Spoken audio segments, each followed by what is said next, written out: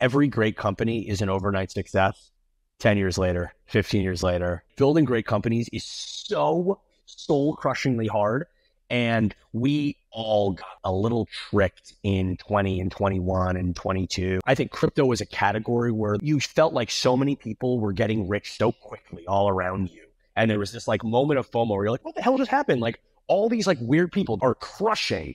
And it like made its way into venture in a way where, and look, the markets were ripping and interest rates were zero. And there was all this stimulus post-COVID. And there was just this moment where it felt like everything worked. I think we've moved from what's on the bottle to what's in the bottle. There was a time where marketers were the founders of choice. And I think you've moved into like people wanting to back scientists and people wanting to back really defensible supply chains that are proprietary. Certainly people who have distribution advantages that feel unfair. It's not just like you're a clever marketer, you have a nice brand aesthetic and a cool way of communicating. That's really, really, really tough to do. Welcome back. This is a fun one. I think we're at episode 7. The season's flying by. Today we have Ben Lerer. If you don't know of Lerer Hippeau, Lerer Hippeau is one of the most incredible venture firms that have backed a ton of fun brands. I worked at a Lerer Hippeau backed brand early in my career, but they've been behind Warby and Casper, and then some fun ones like Air, etc. Ben is also an accomplished entrepreneur and operator. He was the founder of Thrillist, which was then recently sold, but he's been an operator for a bunch of years. So super excited to talk through all things D2C, all things venture. Ben, thanks for being here. Of course. Thank you for having me. Cody, do you want to kick it off? Well, before we kick it off, I should say that part of this show is we are very crazy about beverages. So I'm always popping a beverage, just kind of kick things off.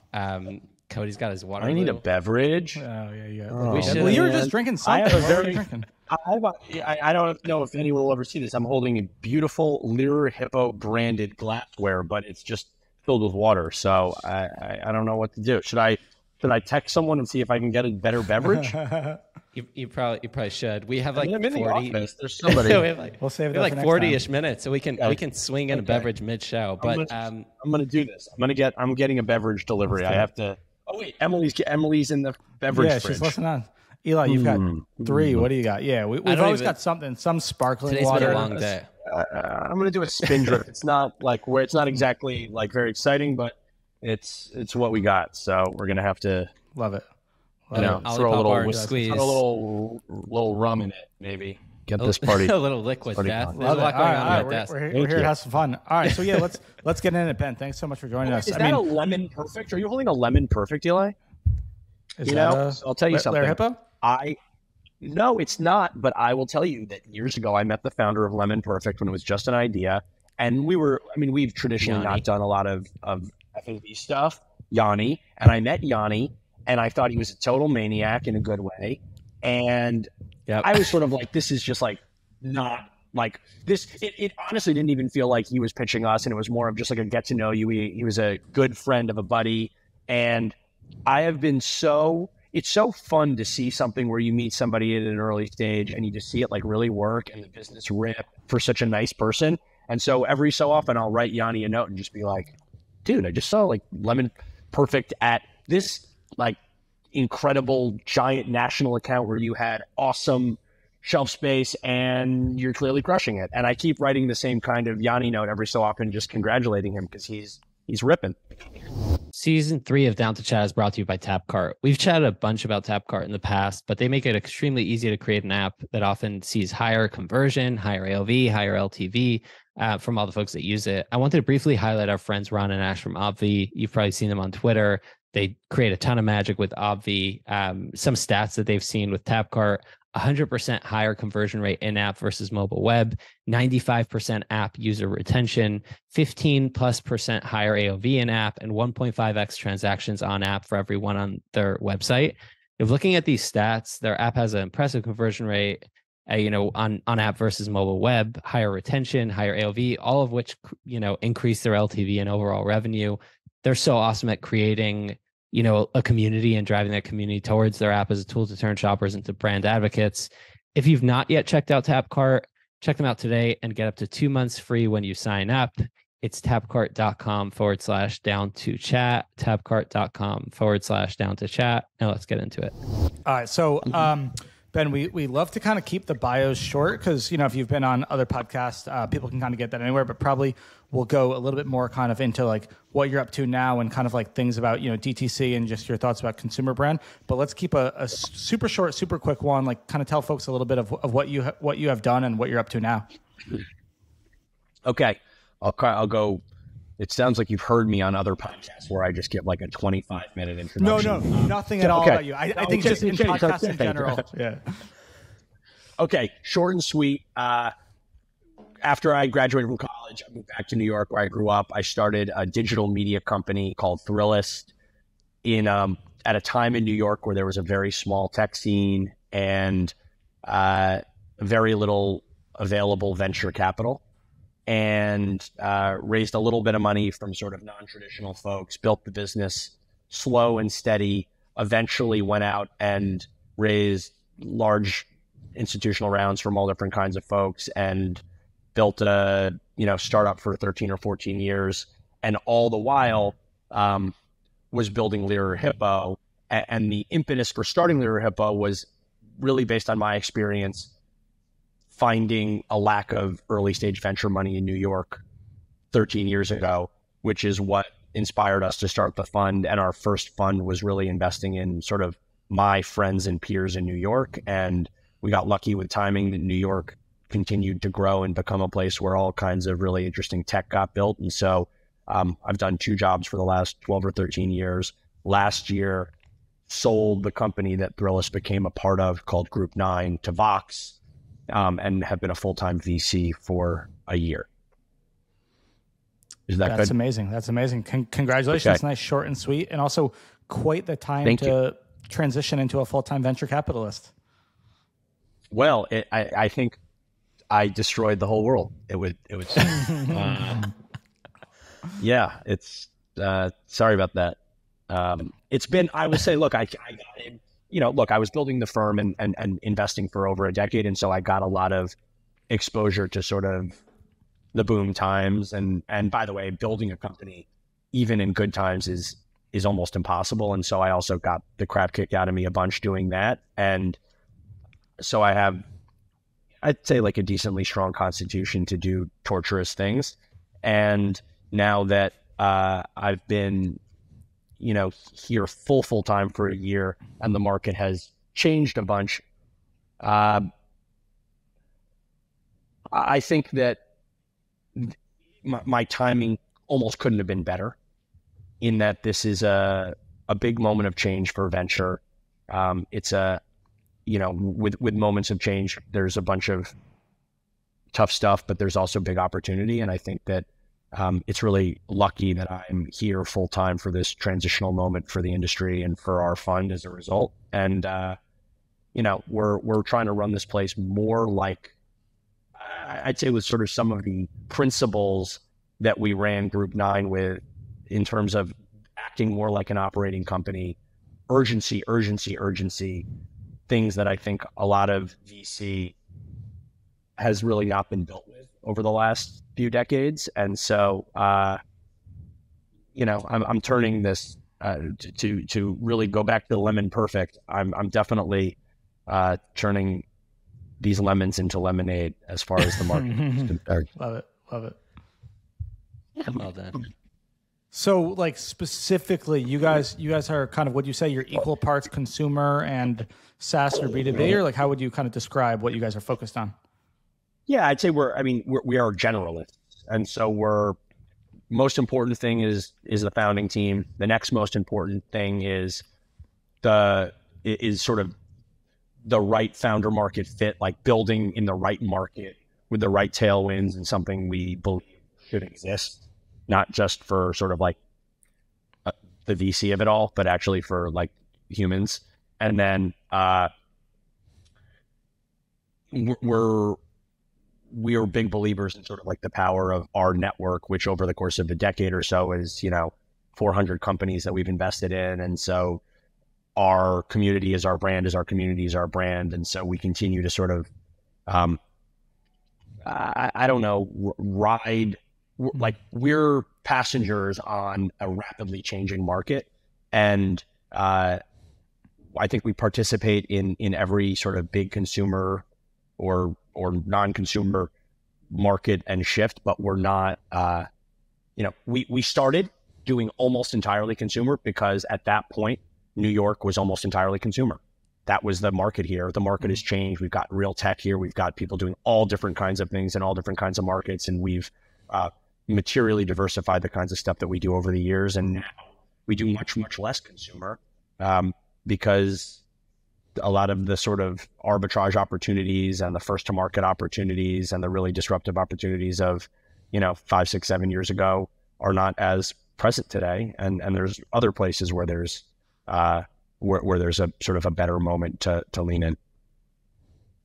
Is that, and obviously with that, very different market the last decade and interest rates were down, but also, DTC was hot and DTC was a new thing. And there were these new super hot companies that obviously were, kind of arbitraging that. And you guys were, were really successful in that. And it sounds like you're not kind of seeing that anymore. I feel like the pendulum has shifted the other side, at least in DTC, which is like DTC is dead. Like you have to be omni-channel. Like what's your current thoughts if you're evaluating company, if you're, thinking about it, like, do you care at all? Do you have to be omni-channel? Is DTC still viable? Look, I think DTC had a very short window where going direct to consumer was the innovation. That was a short-lived moment where, the story was like cutting out the middleman to the consumer.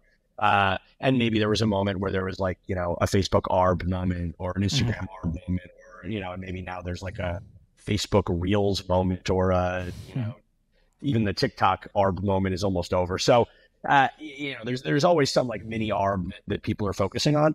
I think the thing that was nice about 10 years ago was you had these big, traditional, undisrupted markets with really sleepy, monopolistic incumbents and an opportunity to build brands that communicated differently and marketed differently. And that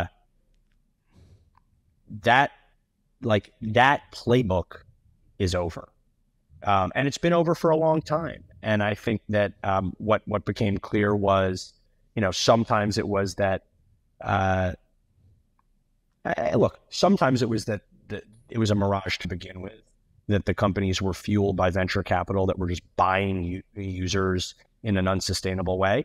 I think that there was times where that was the case. I think more than that, though, it was just that any business that is that's like a one-trick pony is going to run out of runway at some point. If your whole strategy is to do sort of one thing,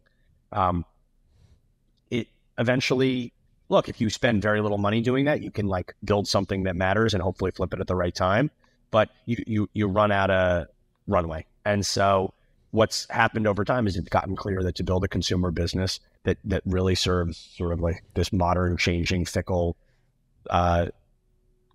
overstimulated consumer, you need to be good at a lot of things. You need to figure out you need to have a direct strategy. You need to have an omni-channel. You need to have a retail strategy. You need to have a wholesale strategy. You saw like over proliferation of SKUs where companies chased revenue. You saw companies go international too fast and chase revenue. I think there was just generally a habit around chasing revenue that again was fueled by sort of a theory in the market. And now the pendulum has swung very hard to the other side where there is, there's no frenzy. And in fact, maybe we're nearing a time where there's actually a fun opportunity to go and do some early consumer stuff again, because there's less competition. There's less new brands popping up. Valuations are down. And certainly valuations are down. What's interesting to me, I think Lerer in general has gone pretty seed focused. I think it's interesting, given kind of like where brands are in their journey, so much can change. Like there's so many founders that found one business and then that's not viable, and 6 months, 2 years later they switch.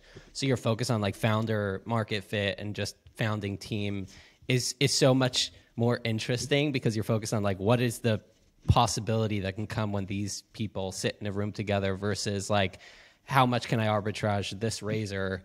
Will that take me to $1 billion valuation? The other part that's interesting to me as well is I think we've seen this kind of like 2016, 2017, 2018, where there was this CAC to LTV approach where like you'd spend $300 to acquire a customer, and the first order AOV was 35, but then like, there was this focus on like 10, 12, 15 orders. Brands have gone public, putting that on their S1, like Hims is a great example of like their CAC to LTV ratio made sense on paper, but their LTV was like 3 years versus 6 months. I'm curious how you think about that now as the pendulum has kind of swung towards profitability. I'm curious how you think about like this CAC to LTV. Is that a real thing? Do you like, how do you view first order profitability in general? So I do think you've seen, again, the pendulum swing. You went from like, there was a time where there was no consciousness whatsoever around return on marketing spend. It was just like, go, like spend as much as you can. Your company will trade on a revenue multiple. Go, go, go, go, go, go, go, go, go, go, go, go. And then it was like, okay, how do you think about LTV and, LTV to CAC ratio? And then you've moved into like absolute positive first purchase profitability. And I think you've even moved beyond that now into how dare you spend any marketing dollars? Like great brands are built totally organically off of community. Like if you ever go and get addicted to that Facebook drug or that Google drug, like it's going to kill you. And I think that there is a truth to that. Obviously there are situations where something is really working and marketing dollars are truly throwing fuel on the fire. But I think like long ago, the VC community, and certainly at LH, we sort of shifted our focus around, if someone's coming in and saying they're raising a $3 million seed round so they can go spend $2 million on Facebook, you can probably like skip that meeting. Like that's not the playbook. And so our thinking, and I think the market's thinking, has moved in a few different ways. One is, I think we've moved from what's on the bottle to what's in the bottle. I'm obviously overgeneralizing, and maybe that applies to CPG it's a great way to say it, whatever, more than it does.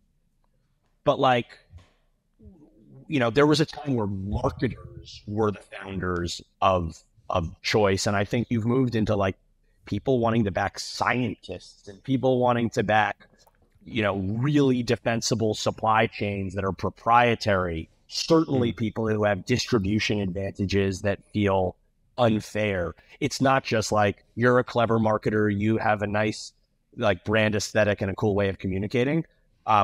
That's really, really, really tough to do. And I don't think there's a lot of money for that. And so again, you've seen celebrity brands get a lot of attention because of perceived and probably real distribution advantages. You've seen, I think you've seen like some like really interesting technological innovations in various categories get more attention. Some of that in some, for instance, in like hardware and consumer, where people are building things that have like, sort of protected IP and real technological moats. Less so are you seeing the deals of yesteryear, which were, and by the way, there were some wonderful companies built this way, and we did some of them, but effectively a business school deck for an undisrupted market where someone could come in with a lower cost product and sell direct to consumer. So in that sense, you're seeing probably companies should be raising a little bit less money, and then their acquisition, right? Their marketing should be self-sustaining. They really shouldn't be putting the capital to that, but it might go to building out their supply chain, or it might go to ops, or it might go to R&D. Is that kind of how you're thinking about it now? I would say broadly, companies are probably raising less because that's what the market is offering them. I don't know that, I think there's also different schools of thought where there's other folks who want to actually have companies raise more and give themselves way more runway to be able to sort of weather whatever, storms inevitably arrive. I just think that companies are going to be asked to show product market fit to be able to raise subsequent rounds of financing beyond whatever that first round looks like. And product market fit is not going to be Facebook acquisition seems to be working. If you squint and believe in an LTV calculation, product market fit has to be, there's a real community, it's like, when you see it, when there's a brand that there's a certain kind of momentum around, and there's a real reason to exist, and there's a customer who's passionate about it. There are brands that if they went away tomorrow, people care. There's actually not that many brands that's the case for. And so when you find one of them, those are the companies that are going to continue to get financed, because there's genuine passionate audience that doesn't just buy them because they happen to be for sale at whatever point of sale, people wander into, but are brands that have a real purpose. Down to Chat is brought to you by Postscript. In my opinion, Postscript is the SMS platform built for Shopify brands. To be totally transparent, we just switched at Jones Road to Postscript, and it is the best decision we've ever made. We were on a competitor before, and they started tacking on all types of fees.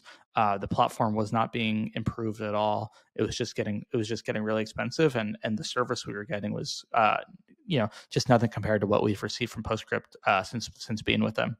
The product with Postscript is just hands down the best that I've ever used. To me, it has the best integrations for Shopify stores of all sizes. It's got the best feature set. The segmentation is the easiest and most powerful. The pop-ups are great. But really the thing that I love is I've never experienced such great service from a software provider. The only time I heard from our previous provider was around contract renewal time.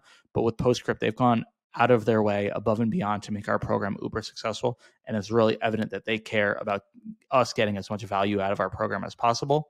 So in my opinion, with Postscript, you get the best product on the market, you get it at the best price, and you get it with the best service. There's a reason why the fastest growing Shopify brands like Dr. Squatch, Native, Olipop, Feastables, and now Jones Road Beauty are all using Postscript for their SMS program. Sign up for Postscript today to take your SMS program to new heights. Obviously with going off of a lot of these lessons of the past decade and stuff like that, there are, now probably more brands going the bootstrapped route, and there are probably, more people who are saying maybe consumer brands shouldn't be raising money in general, shouldn't be raising kind of venture capital. Obviously, as a venture capitalist, and you guys are continuing to do so, like what would be kind of your take and retort on that? I think most companies shouldn't raise venture money. Venture money is a very specific flavor of money. In multiple ways. One way is venture is specifically looking for large outcomes. The entire business model is predicated on large outcomes. And so raising money for a business that does not have a path to really big outcomes just doesn't make sense because everyone's going to be disappointed. One. Two, founders, even in a category with potentially big outcomes, you need a founder who actually has the stomach to go and in most cases sort of pass up opportunities to exit the business earlier in what could be life-changing outcomes for them in order to create life-changing outcomes for everybody. It's a sort of and obviously even better outcomes for themselves, but there is a flavor of person who should raise venture capital. And I would say on top of that, very importantly, the second you raise venture money, it's not your company anymore. And that doesn't mean you don't control the board, but like you have obligations now. There's this like idea that you sort of like throw a party when you raise a round of financing. And there are elements of it's a great accomplishment. It's hard to do. I celebrated when I raised rounds of capital, but responsibility comes with that and stress comes with that. And, I just think that, if you're raising, you have to know what you're getting yourself into. And I think, there are funds who probably do a better job communicating that and sort of helping you understand like the nature of the two-way street going forward versus, people who are like, praise the entrepreneur, and then when times are tough, like push them down the stairs. And so there is definitely like most companies shouldn't be venture-backed companies. And then in D2C, most companies probably shouldn't be venture-backed companies. There are certainly still plenty that should be, and there have been great venture outcomes for consumer businesses. We've had plenty of them, as have many of our peers. And so I refuse to sort of think that like the age of something that is being sold to a consumer being funded by VC is or should be over. But everybody just needs to make sure that they have the same intentions. I love that answer. I thought that was an excellent answer. I love it because it was super refreshing to hear kind of some of the, maybe potential pitfalls or challenges, and not just saying, yes, everybody should be raising capital or no, but yeah, totally love that. Is that something like you guys are pretty transparent when you're talking to founders and looking into a company? Do you ever turn people away and say, hey, this might not be a VC company? All the time. We say I think you're going to make a lot of, I say this weekly to people. I think you're going to make a lot of money, but I don't think that you should raise venture money, or at least you should raise venture money from us, because I think that this is probably a business that sort of looks like this. And if it works well, and I think it will work well because you're great and this idea is really good and you've got good momentum, but like, I don't know how this is an outcome that's going to make this relationship really productive for everybody. I think a lot of, that is not unique to me. I think a lot of folks in my seat deliver that kind of message to people. But, I would say that where maybe we at least would like to think that we're different than, or, one of our strengths relative to sort of other folks is trying to be more, I don't know, transparent, empathetic, like just like a little realer with founders. And that is just a natural product of having started stuff. Like, I've been through that ringer, and I've had some really amazing, wonderful, productive relationships with investors. I've had some that are, not awesome. And sometimes that, by the way, is on me, in the way that I communicated. And I think that there's an instinct with founders, particularly first-time founders, where good news travels fast and bad news travels much, much less fast. And then sometimes that has to do with just like a misalignment with our investor and what they're hoping for or looking for. A lot of the time, I think investors like don't necessarily know what they invested in. And I don't mean that they don't they don't do the work. I just mean that like these companies can be complex things, and these are like human relationships, and an investor can have a dream and a vision for what a thing is and imagine what a company is going to be. And they often put themselves in the seat of, if I was running this company, it would look like this and it would be this. And sort of like, will the company to be a thing. And the reality is that like, that's not what the thing is. And it's not going to be that. And it was never going to be that. And you can get sideways with your investor because the company because you're not what the person signed up for, even though you didn't present yourself as what the person signed up for. Mm-hmm. I love that. So kind of speaking of that, kind of some of the challenges that, brands are having, companies are having right now, like what has been your advice to founders who are maybe going through a tough time and growth is harder to come by, or, just hypothetically, like what would it be if, you had a company and maybe a first time founder who was, expecting it to be great like it was the last few years, and it's obviously a tougher year for most people right now? Yeah, I would say every situation is different, so I don't want to overgeneralize, but there's a few things that we talk about. One is we all, like, every great company is an overnight success 10 years later, 15 years later, whatever it is. Like, these things are hard. Like, building great companies is so soul-crushingly hard. And we all got like a little tricked in 20 and 21 and 22. And I think it wasn't like crypto because it was the whole market, but I think crypto was a category where there was like so many people, you felt like so many people were getting rich so quickly all around you. And there was this like moment of FOMO where you're like, what the hell just happened? Like all these like weird people just like are crushing. And it like made its way into venture in a way where, and look, the markets were ripping and interest rates were zero. And there was all this stimulus post-COVID. And there was just this moment where it was like it felt like everything worked. And And we got into a mentality as an industry where like seed to A to B to C was like an 18-month thing. And it was not that rare for companies to go from not existing to being worth $1 billion in 12 months, 18 months, 24 months. And we just got like sideways around how hard this is, how long it takes to build something really special with real lasting value that matters. And so one thing I'll do is just remind people that like, and it stinks if you started your company in 21 and raised a hot round out of the gate on an idea, and now you have to sort of face the realities of like making this a thing that you have to build the right way and the hard way. But that was always a trick. And so the idea is like, you're not a victim. Like this isn't like a terrible unlucky market to build in. This is the way the world is. This is like good things are hard to come by, and this is going to be a slog, and we'll be your partner to help do it. I don't want to pretend that like we're going to actually matter. Like, you know, our companies are going to be successful because the founders and the operators are awesome. Like that's it. Like we will add value. I think we have a really great, you know, method and sort of model for like how we contribute. But at the end of the day, like let's call a spade a spade. A company is going to be successful because of the people that work there. That is, I believe that in my bones. And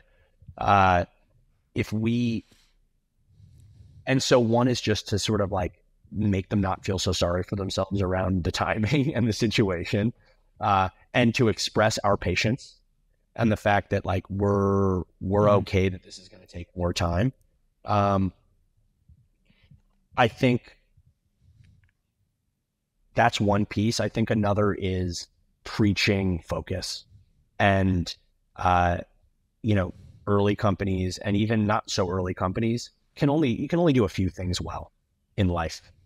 And companies that are trying to boil the ocean and solve 10 problems at once and, you know, fight a battle on every front are going to get themselves into trouble. When I go back, I think a lot about my experience with Casper.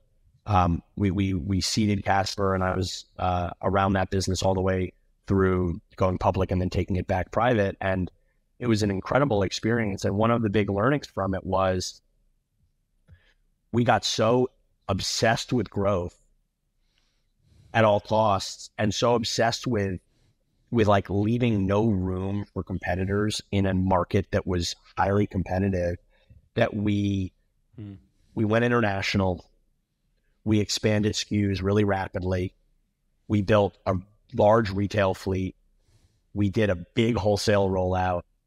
We moved out of mattresses and into all different types of things around the bedroom and even hardware. We wanted to win the war on social marketing and on TV marketing and on affiliate marketing. We wanted to have higher end product. We wanted to have lower end product. And when you go back and you remember why we started the company because I went to a mattress store, not me. I mean, you know, Philip and Neil and the team there had this experience, but I intuitively understood it, which was you went to a mattress store and you didn't know what to buy. It was impossible. There's some creepy salesperson and a bunch of weird different, you're lying down in like gross beds in a store. And like, there's all these different price points and you have no idea what the hell to buy. And Casper started with this beautiful, simple idea, which was not that every single person who needs a mattress is going to be a customer, but there's a pretty solid percentage of the population who will buy a really solid, good, affordable mattress that comes to your house with a good return policy, and we could build a really big business. And we just got distracted. and we did too many things. And Casper is an example that I've seen executed 100 times, and it's been executed 10,000 times, which is you want to do too many things. And so this is the longest answer I've ever had for a very simple question, which is the other piece of advice is just like pick the thing that you're going to win at that's really important to solving a real problem, and just obsessively, maniacally focus on that and close out every other door right now and just put your head down. And that is hard to do, but I think it's good advice. It was a great answer. I think the proportion of the value to the length totally paid off. I think it was totally worthwhile, and it was a really good answer. You know what's Ben Thank you. On the crypto piece? I'm going to get a call from Philip Krim, very grumpy about this. All my Casper musings. Wait, Ben, on the crypto piece, I'd love to hear you talk about AI. What your thoughts? Because we Cody and I are venture capitalists, and we get pitched probably 15 times a week on the hottest AI chat GPT solution that we should layer on top of everything we do. So I'm curious, A, your thoughts, B, how you're navigating the tens of thousands of kind of like layered solutions on top of OpenAI, and where you think it'll go. Yep. I would say, I think sort of we as venture capitalists are really fortunate to have AI right now as like a truly transformational thing to like hang our hat on for where there's going to be a lot of exciting things happening, even in a unexciting market broadly. And so, I think as a result, you see the whole venture community just latching on with both hands and feet and teeth and whatever they've got to sort of this thing that signifies a faster path out of a challenging market. But the power of the sort of innovation that is going to come as a result of where we're at with AI is real. I think everybody, I don't know that everybody believes that, but that we're certainly convinced of that. It's really, really, really early. I think that there's going to be an extraordinary amount of value and influence at the sort of foundational LLM model level, where you have, you'll have the tech superpowers and OpenAI and, maybe Anthropic, who knows, and I'm sure one or two others, but where the costs to operate are extraordinary, and most of the world's just not going to be able to play because it's just going to be too expensive. And you're going to, I think that's where a huge amount of the value is going to accrue. And so I think big tech gets stronger. And then there's, like every other market, sort of these layers built in the pyramid on top of it. We're not spending time at the bottom of the pyramid because that's not a seed or early investor market. We're spending a lot of time, as you might imagine, in every other area of the pyramid. And I just think right now the volume of companies that are getting started and the amount of capital that's going in clearly is going to end up being messy. There's just like it's like, come on, like we've all seen this movie. This is getting overfunded quickly right now, and you see some of the bad behaviors of 21 rearing their head faster than you would possibly have ever imagined would be the case, considering the market correction. And you see, 5 on 50 rounds getting done with, like, obviously really credible, really smart, experienced people, but we're spending a lot of time around it. I would say we're really interested in a few different things. One is we're looking at our existing portfolio companies and thinking about what they've built, how they've innovated in whatever market they're in, and how their product set might be disrupted or added to or augmented with AI. So not only looking forward at what new fresh team has an AI idea today to go and disrupt insurance, but like, let's look at the insurtech companies in our portfolio that actually have customers and actually have scale and are doing stuff that are not the, super sleepy, slow moving, public incumbent that like maybe isn't going to be able to innovate there. But like we still have companies that can be really innovative and fast moving and deploy technology at the cutting edge that are not just the new company that we write a check into today. And so one thing we're doing is working retrospectively and working with companies in the portfolio. Two is I think we're trying to, when we're spending time with new companies, we're just trying to make sure that they're not, I think there's a lot of like really cool demos that are really flimsy in terms of defensibility, in terms of being built on somebody else's model in a not particularly, just like it's a lot of bluster. And so we're trying to make sure that when we're looking at things in the space, that it's folks who we think are going to build the right way and build something that has, again, sort of like a moat around it and is not just like flavor of the month. That, by the way, in many cases is just going to get, that surface area is going to get swallowed up by the big LLMs. Like if it's a lightweight consumer layer, a lot of that stuff is probably going to live natively in these models, or Google's going to do it, or whoever's going to do it in ways that maybe you don't need 10 or 15 venture-backed companies competing with, PowerPoint in terms of how you're going to make presentations that are, AI enabled or whatever. It doesn't mean that there won't be some winners in these categories, but boy, are there going to be a lot of losers, and people are going to pay dearly to get into a lot of these losers. And so we're gonna be in this space. We're gonna participate. We've done the same in other hype cycles. I think that this is it's a hype cycle, but it's also just like wonderfully powerful and exciting technology.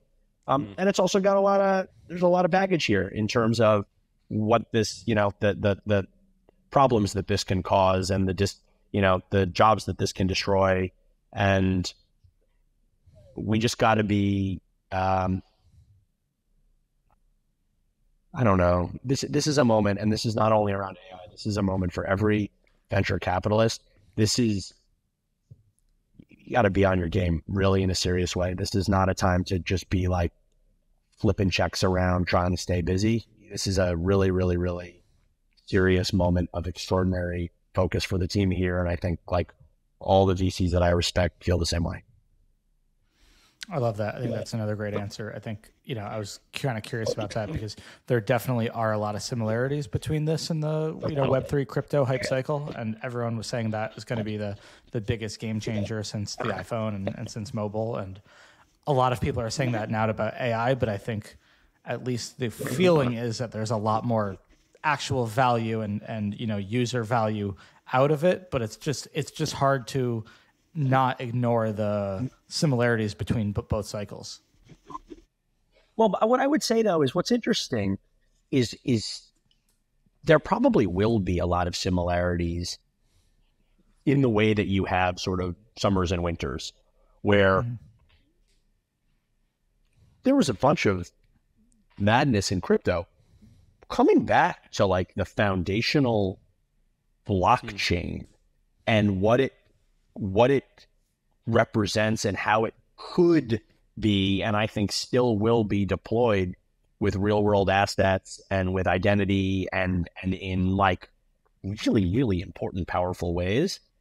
But that like a lot of the stuff that was just getting built was like these super flimsy consumer applications sitting on top of it. We still believe in the long-term viability of blockchain and like the picks and shovels layer, and think that there'll be real consumer applications built on it. I think you'll see, again, I don't want to compare the two because I think that sort of like AI versus, I don't think that they're identical in terms of their like significance to humanity, but, or even close. But I do think that you're going to see a ton overfinance, and like, come on, we know like you're going to see it get overfunded. You're going to see a lot of hype. You're going to see a lot of big stuff, a lot of markups, a lot of excitement. You're going to see a bunch of stuff get killed. You're going to see a period where people say, we went too early, we overdid it, whatever. And at the foundation, there's real, like substantial value. And, like, how do you ignore the seasons? And how do you think about what is inevitable long term? And then make sure that you're, just from a seasonality perspective, not doing anything too egregious, I guess. Like that's the key. We talk a lot about inevitability in our partner meetings. Like, is this for sure going to happen? If so, let's talk about the timing. Let's talk about the price. Let's talk about the team. But let's make sure that we have a pretty strong constitution that this is what the future looks like. Mm-hmm. Yeah, no, I love that. That makes sense. Yeah, it's clearly there's something here. Clearly there's a lot to be excited about and super game changing. But yeah, I feel like a lot of people will talk about it very similar to crypto. Where it's like, oh, you could do this, and eventually in the future this will happen, and this will get replaced, and all of these jobs. And like, it's so easy to be very creative with all of the things that it can do in the future. But then I'll kind of go and play around with what's currently out there, and it's very cool. Don't get me wrong, but it's not at a point where it's going to replace any of these jobs or do it kind of quite yet, from at least what I've seen. And I'm kind of looking through the lens of like marketing and replacing a marketer or just making our jobs easier. And like, I haven't seen that yet, but everyone who I at least trust and is speaking about it is like, oh, this thing is moving so fast that like it's only a matter of time. Yeah. I do think in terms of some of the day-to-day tasks of a marketing team, a content team, a team of developers, I think those are the places that you're going to see really quick. Like if you're leaned in early, like you're going to find real efficiencies there. We have a company in our portfolio, and it'll remain to be seen like exactly how this plays out. But it's a really smart founder who is really trying to operate a business with a third of the people that he traditionally had, partially because the market's crappy and he wants to burn less, but partially because I think he fundamentally believes that if every designer on his team considers Midjourney to be not like a cool sideshow, but like a requirement in how they do their job, and every, whatever sort of like piece of tech or endpoint solution they have for different tasks in the business, like everybody needs to be using Copilot on the, dev team, whatever it is. Like, his belief is that he's going to build an organization that does way more with way less. And I'm going to keep a really close eye on that one to see what's real and what isn't. Interesting. I think it's like to me, it's so fascinating because I think it's like with every kind of new evolution, you always have, in my universe of customer experience and retention, I'm always looking at like the brands that are like, oh, 100% of my tickets are now being responded to by a bot. And I'm like, I think there's going to be somewhere in middle. I think we're slowly going to kind of swing in the pendulum back and forth and eventually end up somewhere in the middle where people are like, okay, we can increase a ton of efficiency. And now the value of the leader or the 3-person team is that they can take the monotonous kind of mundane everyday tasks, toss that to ChatGPT, and then have like a team that's just creating moments or just kind of like breaking the script and doing what hospitality does quite well. But I think in this hype cycle, we're seeing like everyone either be on one extreme or not touching it at all, and kind of like the people in the middle are not sure which way to swing. But it's kind of like NFTs and crypto in that way, where people were either like, this is the worst, don't go near it, or like, I have 100 apes. Right. There's not a lot of like, people aren't just like staying somewhere in the middle. So I think it's interesting to see. Yeah, I mean, it represents a whole lot of hope, and people need that. Yeah. Definitely right now. Well, all right. We're almost coming up on 4, and I have a hard stop. I don't know about you guys, but I think this is a great place to end it. But Ben, this has been awesome. It was great to meet and chat and learn from you. And thank for every founder out there, whether it's DTC or SaaS. I know both are listeners. Thank you guys. Definitely some good stuff to take from. No.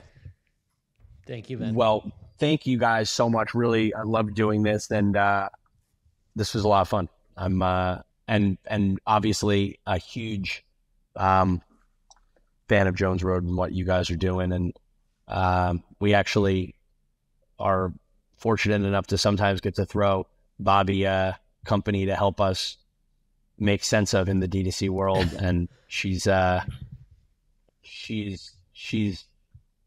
brilliant, and I'm very opinionated, which I appreciate. Amazing. Awesome. Cool. All right. Thanks so much. Thanks, Ben. We will talk to you soon. Okay, thank you guys. We'll talk really soon.